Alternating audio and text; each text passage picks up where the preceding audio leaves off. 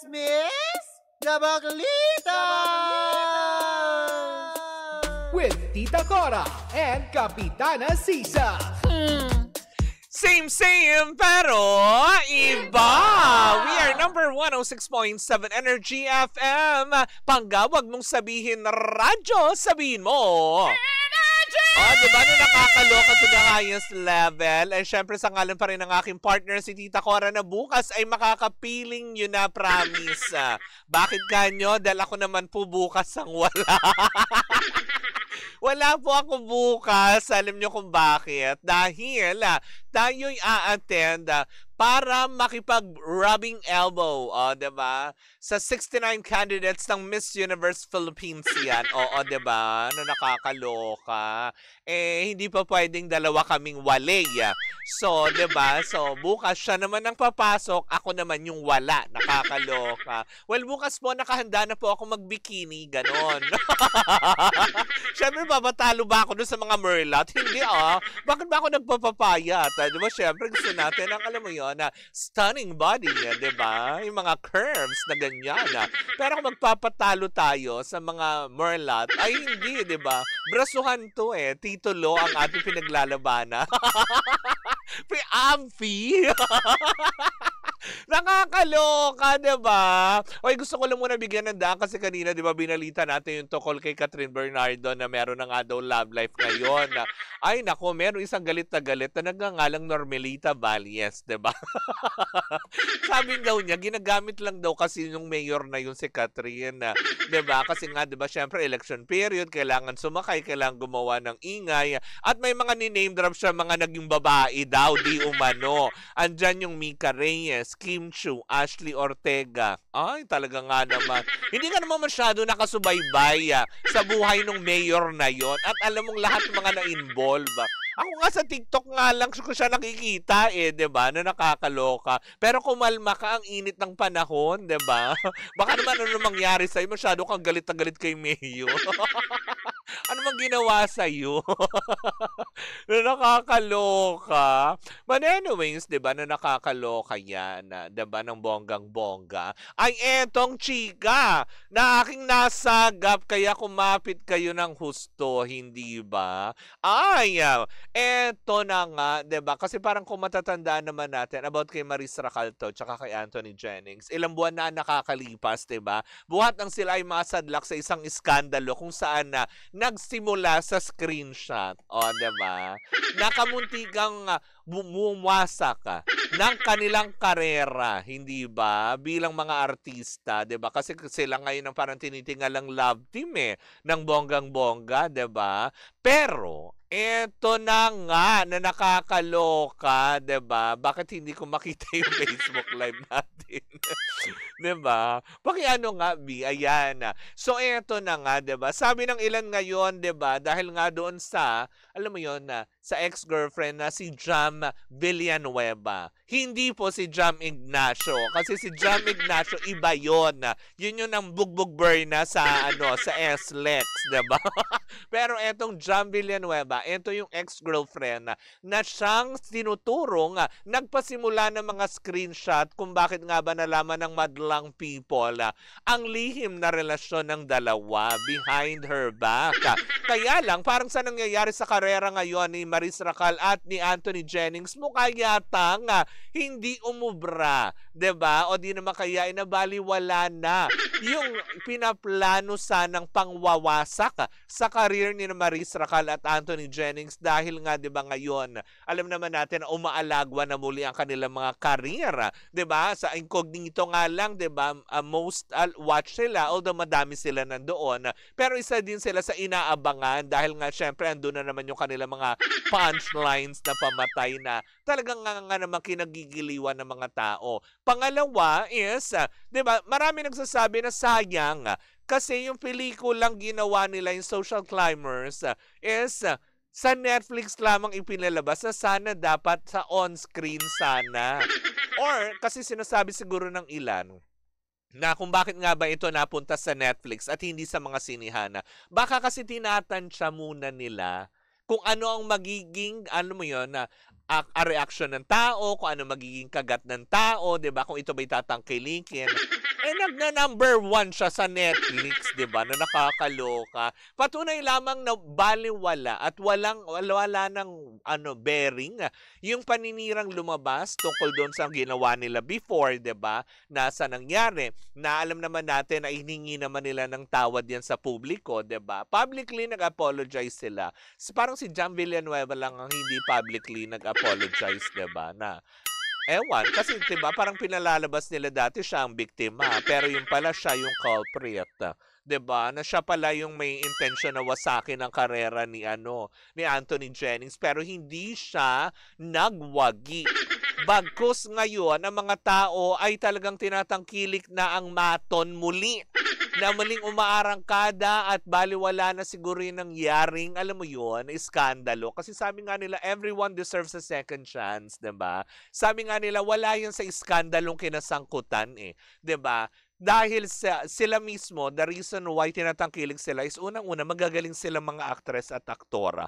Habang alam mo yun, nawawala ng signal yung boss. Nawawala ng signal, o 'di ba? Dumadaan sa tunnel yung boses ko. Alam mo 'yon, 'di ba pag dumadaan sa tunnel yung radyo gumaganon-ganon. So ganun na rin po yung dumadaan sa tunnel ang boses ko, kaya medyo nakakaloka! Pero yun na nga, 'di ba? At least ngayon nakikita man natin yung kanilang yung planong pagwasak sa kanila dahil sa kanilang ginawa lamang dahil sila ay umiibig. Iba talaga nagagawa ng pag-ibig, Lahat kayang suwagin. Kahit yung mga imposibleng bagay, 'di ba? Pero pag nabuking, I am sorry, ang kapalit. Ganun naman talaga, 'di ba? Go, go, go. Kapag umiibig ka, sige lang, 'di ba? Pero, yun nga, dapat wag magpahuli. Hindi ko pinopromote yung panluloko. Hindi ko pinopromote yun. Bad yun. Hindi yung ganon. Ang sinasabi ko lang, 'di ba? Umibig tayo ng tamang tao na magdadala sa atin sa kabutihan at hindi sa kapahamakan. 'Di ba, na nakakaloka at hindi ka rin dadalhin sa kung anong sakit-sakit tulad na lang ng high blood, ng diabetes. Kasi 'di ba, usually sa mga magkising irog, 'di ba, usually nagde-date. Pag nagde-date, 'di ba, usually kung ano yung kinakain nyo. Minsan, inihaw. Sige, todo. O, 'di ba, ang uric acid. Kamusta naman? Kung hindi naman, kakain sa mga restaurants na, alam mo yun, yung pork belly, yan ang pang-high blood. Kakaloka, 'di ba? O kaya mga crispy pata, yung mga ganon. O di naman kaya dadalhin ka ng date, dadalhin ka sa mga bake shop.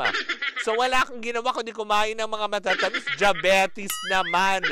'Di ba? Hindi ko rin naman sinabi na alam mo 'yon, magpaka-straight kang mag-ano, 'di ba? Pero yung tama lang, 'wag naman yung tipong ay naku, 'di ba, nakakaloka. Pero eto na nga yung masasabi ko, 'di ba? Na alis ngayon, masaya na talaga ang alam mo 'yon, ang dalawa na nakauusad na sila dahil nga sa kinasangkutan nilang iskandalo. Hindi lang naman sila yung nasadlak sa ganito eh. 'Di ba, sa ganitong iskandalo. Although eto yung babanggitin ko, walang pag-amin, walang kumpirmasyon. Like Andrea Brillantes. Huwag na tayong lumayo. Totoo naman, 'di ba? Si Andrea Brillantes before, 'di ba, may mga issue na parang video na lumabas. Pero wala naman siyang pag-amin, 'di ba? Pero right after nung issue na 'yon, doon umalagwa talaga yung kanyang karera kasi 'di ba, pagbalik niya, Kadenang Ginto, 'di ba? As Marga, tsaka si Cassie, 'di ba? Doon talaga umalagwa na ng husto at tuloy-tuloy na talagang umalagwa, 'di ba? Pero yung ulitin ko lang po, wala pong kumpirmasyon, walang pag-amin. Nadikit lang po ang pangalan ni Andrea Brillantes doon sa video na kumalat dati. Pero ulitin ko, walang nagkumpirma noon, hindi rin niya kinumpirma, wala din siyang binigay na official statement about it. Naitag lang sa kanyang pangalan. Pero yun na nga, 'di ba? Sabi nga ng ilan na darating talaga sa tao sa buhay ng tao na may mga ganitong unos, 'di ba? Na ganitong dagok. Pero right after noon, 'di ba? Sabi nga nila, 'di ba? Hindi naman buong araw gabi. dumarating din ang pagsikat ng araw. Parang kay Maris Racal and Anthony Jennings, may bagyong dumaan, pero hindi tatagal yung bagyo dahil muling sisikat ang araw. Tulad nito na natatamasa nilang dalawa, sumikat ang araw sa kanilang dalawa, kaya ngayon ang kanilang karera ay umaangat na kasi, 'di ba? Na umaarangkada na. Ibig sabihin lang nito ay magagaling talaga sila sa propesyong mga napili nila, hindi dahil sila ay nagkamali na hinuhusgahan sila ng tao, 'di ba? Hindi naman yung lagi ang aabangan mo, aabangan mo kung paano, alam mo 'yon, paano sila umacting. Pero dun sa mga hindi pa po nakakapanood ng Social Climbers, ayan, on Netflix, tama nga naman din, 'di ba? Number 1 nga naman din siya talaga ng bongga. Kaya congratulations, Maton. We are so happy sa nangyayari sa karera nyo. Doon sa mga patuloy na nang babash dahil doon sa mga pagkakamaling ginawa nila na kung makapanghusga, 'di ba? Na hoy, kasi napakaganito, napakakire, napakaganyan, 'di ba? Sino bang hindi lumandi? 'Di ba? Yun lang yung tanong ko. 'Di ba? Tapos ito na lang. Sasabihin mo ng tipong, bakit nga ba maraming single? Kasi takot, lumandi. Charot. Paano ka magkakajowa, di ba? Sa panahon ngayon, uso na landi-landian. Tama na. Hindi na yung tipong ikaw yung lalapitan. Hindi totoo yung kasabihang, alam mo yun, hayaan mo ang manok na tumuklaw sa palay. Ngayon, tuklawan ang labanan, di ba? Kung hindi ka makikipagtuklawan, mauubusan ka daya. Di ba? Kung konti na nga lang ang lalaki, di ba? Dumadami kami mga bekla. Di ba? Ano, nakakaloka. Sabi nga sa kanta, di ba? Napakaraming lalaki dito sa amin. Pero ano ba yun? Bakit sana sila nagpunta? Oh, nagiging bading na sila. Char-char lang. Yan. Hindi ako, sabi nga, grabe naman, bakit naman? Ba't hindi ka manonood? 'Di ba? Manood ka noon, maganda 'yon, promise. It's a good film. Napanood ko din siya. Napanood na rin niya ni Tita Cora, promise. 'Di ba? Pero sayang nga lang kasi talaga, sana ipinalabas na lang sa sinihan. 'Di ba? Baka alam mo 'yon, pumatok pa ito. Or baka kaya siguro hindi rin naman 'to pinalabas sa sinihan. Hindi dahil sa alam mo 'yon, tinetsyempo ng ABS-CBN kung kakagatin pa ba 'to ng tao or baka langawin. Hindi, alam mo kung bakit, naisip ko naman lang ito, no. Baka kasi 'di ba, kung ipalalabas nila ito, March 26 lalabas yung My Love Will Make You Disappear ni Paolo Abelino tsaka ni Kim Chu na naatras na, 'di ba? Nakakaloka. Baka magsapawan lang, parehas, 'di ba, na under Star Cinema ng bonggang-bongga. Alam mo yun, kaatras, kulang na nga lang maging party ulit ng MMFF yung may char lang. 'Di ba? Baka sa kakaatras na umabot ang MMFF entry na lang natin to, mga biho. Nakakaloka! But anyways, mga bangga, yan po muna ang ating chikahan on a Thursday morning. Ayan, naway dun sa mga naghahanap buhay ngayon ay kumita kayo ng bonggang-bongga kasi deserve nyo yan na kumita today.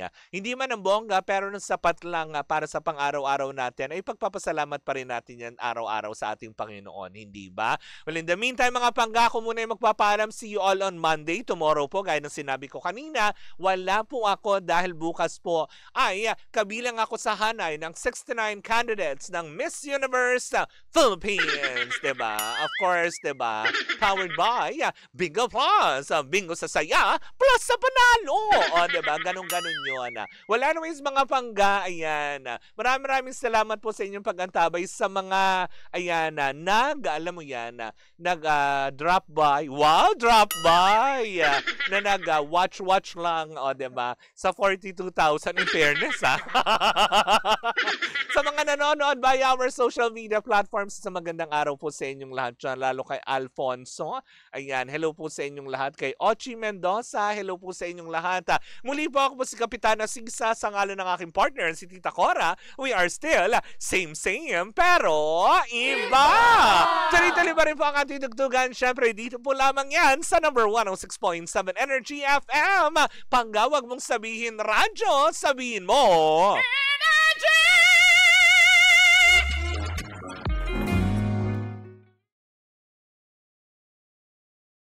Hi, Pangga! Ako po si Gandang Kara and don't forget to follow us sa lahat ng mga social media platforms namin at Energy FM 106.7 sa Facebook, sa Twitter, Instagram, YouTube, and TikTok. At samahan mo na rin ako sa aking programang Hot Stories na lagi po akong live 12 noon hanggang 3 p.m. sa TikTok Live or sa Facebook Live. Ako po nag-iisang chicks ng radyo, si Gandang Kara.